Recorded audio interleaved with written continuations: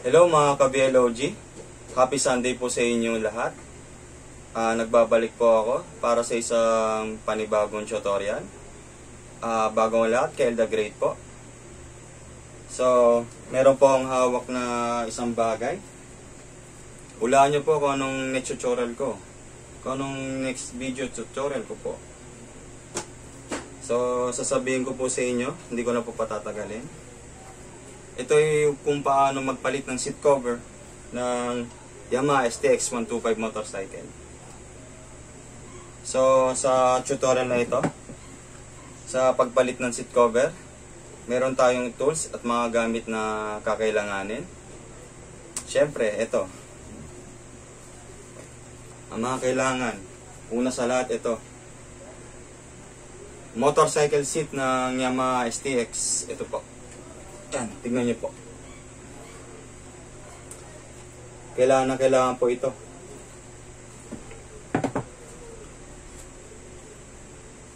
Ito po. Kailangan din.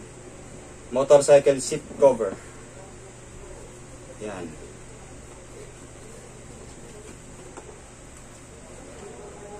Bali animated po siya, mga ka-BLOG. Yan po, one piece.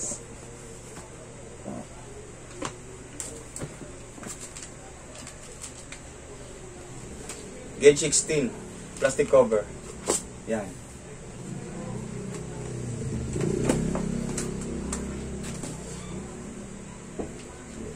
Ito po ang gun tagger. Arrow T30 model. Yan.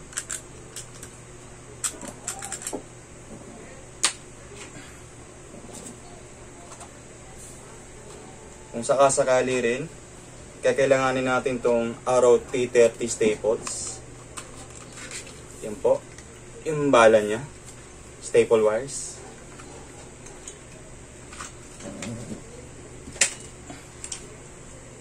Pliers. Ito po.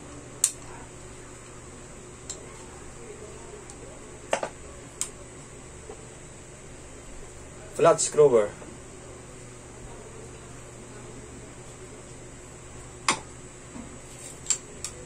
At itong cutter. Yan.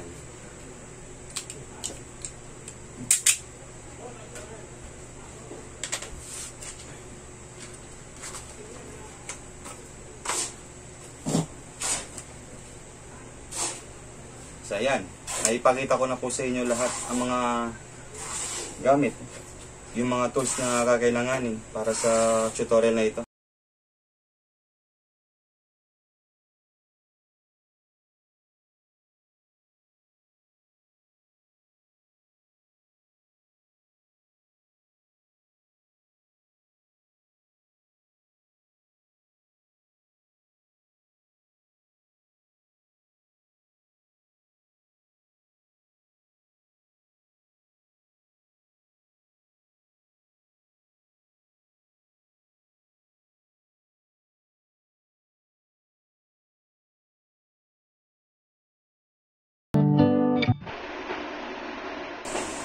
So ayan mga ka-BLOG, sa mga subscribers dyan at viewers, sisimulan ko na po ang pagpalit ng seat cover. Ang una pong gagawin natin, tatanggalin natin itong seat cover na to gamit ang cutter, flat screwer at saka yung pliers. So tatanggalin ko na po siya.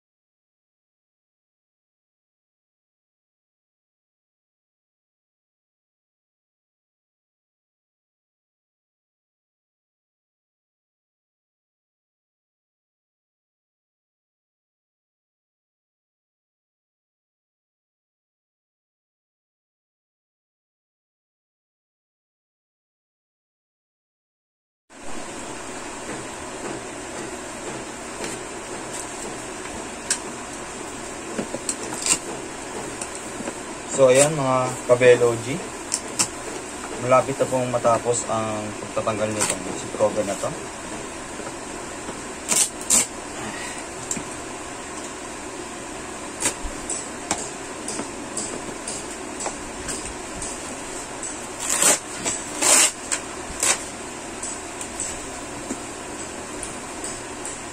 So medyo basahan lang siya, may unting tubig. Pero wala pong kasi yan. Patutuyuin lamang siya.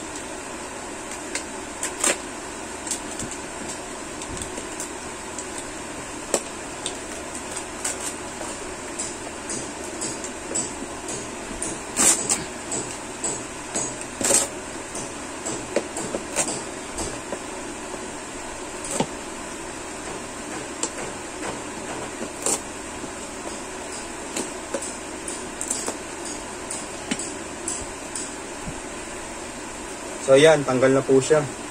Wala na po yung lumang seat cover.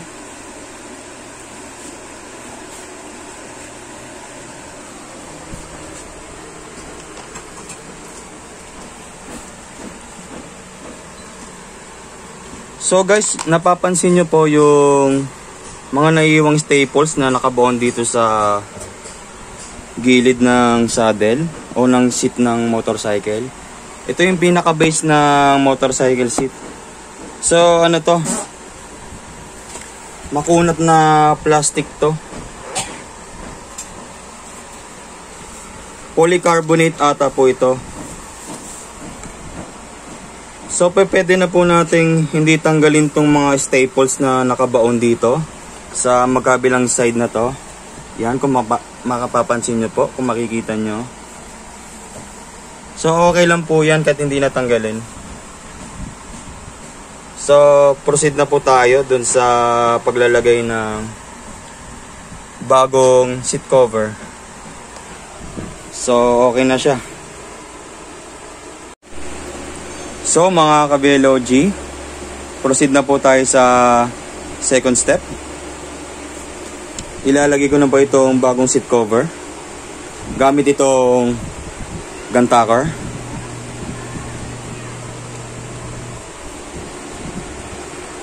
Sa paglalagay ng panibagong seat cover guys, tandaan ninyo, lagyan nyo muna nitong rubber matting na to o kung ano man tawag dito. Pwede nyo gamitan ng karton na siyempre yung tuyo, huwag yung basa. Ito, pwedeng gamitan ng rubber matting kahit anong kulay, wala namang kaso yun. Basta po yung wala pong matulis na part, yung hindi makakasugat dito sa seat cover na to. Kasi ang iniiwasan natin, kapag gumamit tayo nitong matting na to, hindi po ito mabubutas o magkakaroon ng scratches, gas-gas. Tapos guys, pangalawa, bago po kayo maglagay ng panibagong seat cover,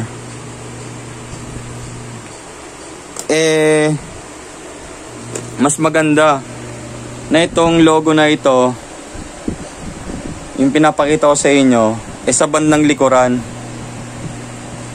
So ipapakita ko po sa inyo kung paano siya ilagay, paano siya mapunta sa likuran na upuan, at itong nasa baba sa bandang upuan ng driver. Tapos pangatlo, syempre yan, ilagay muna natin to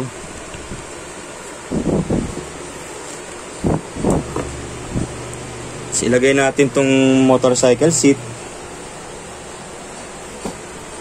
Yung pangatlong bagay na sinasabi ko, ito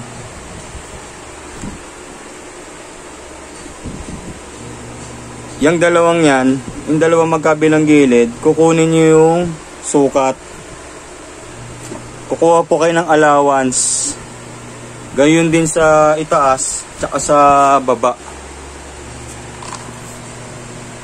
Kasi para malaman natin kung aabot na ganito. Yan. Kagaya nito. Wala pang 1 inch ata ang allowance nito. Hindi gaya nito, mas malapad. Yan. Diba?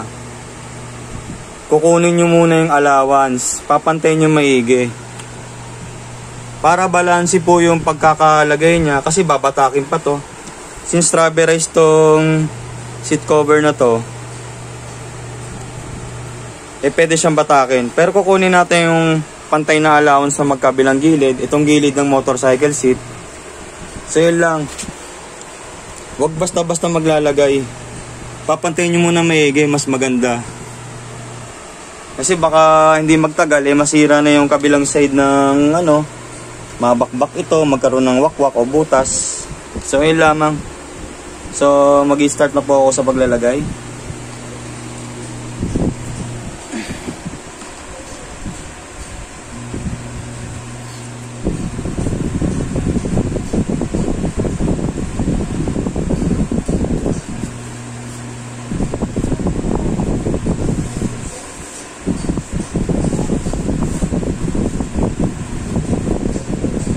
Kukunin ko muna yung sukat para makakuha ng pantay na allowance. Ito. Yan. So ayan. So di na siya nagkakalayo. Maaaring nasa 2 inches na ang allowance ng haba o yung lapad ng allowance dito sa loob. Papakita ko lang yung itsura niya.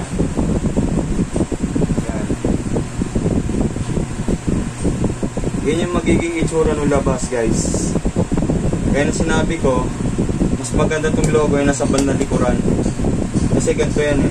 Yan ang nasa harapan. Itong part na to, ito sa bandang likod. So yan ang magiging itsura niya. So pwede na natin siya i-gantak. Unahin natin to.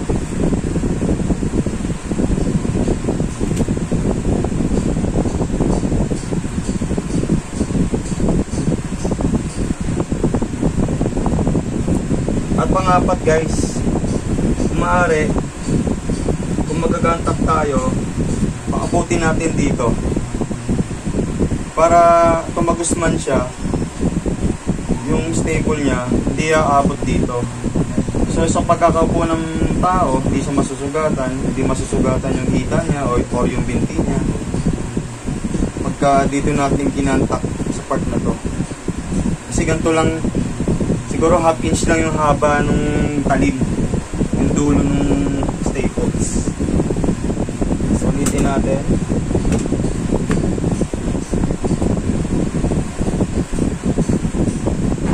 Gagantak na natin siya.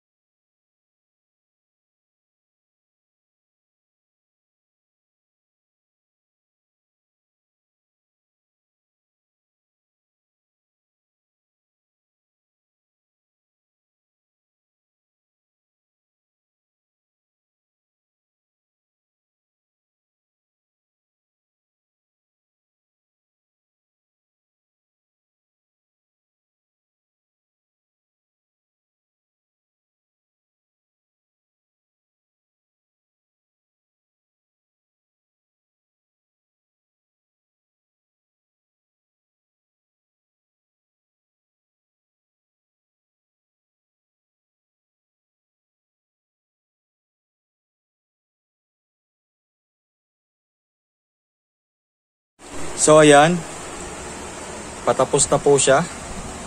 Mailalagay ko na po itong panibagong seat cover.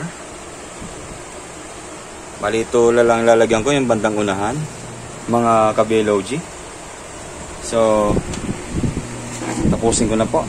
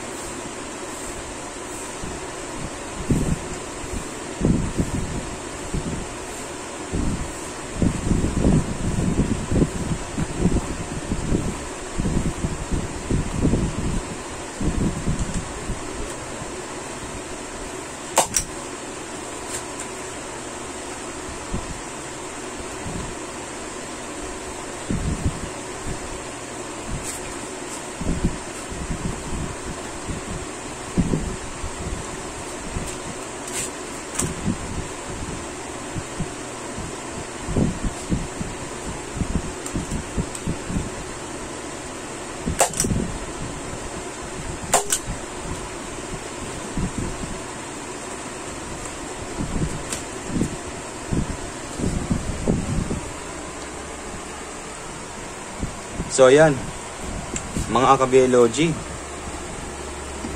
nailagay ko na po itong panibagong seat cover. Yan.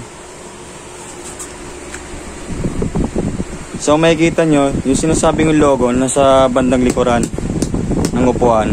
Then ito yung nasa bandang harapan, dito upo yung rider. So okay na po siya. Isusunod ko na po yung plastic cover. So yan guys, standby lang po kayo dyan. Proceed na po tayo sa third step. So mga ka-BLOG, proceed na po tayo sa third step. Dito po ay ilalagay ko na po itong plastic cover gamit itong gun tacker. So dating gawi, bago maglagay, kailangan may mating, kailangan pantay yung alawan sa magkabilang gilid. So yun lang, susimulan ko na po mga ka-BLOG.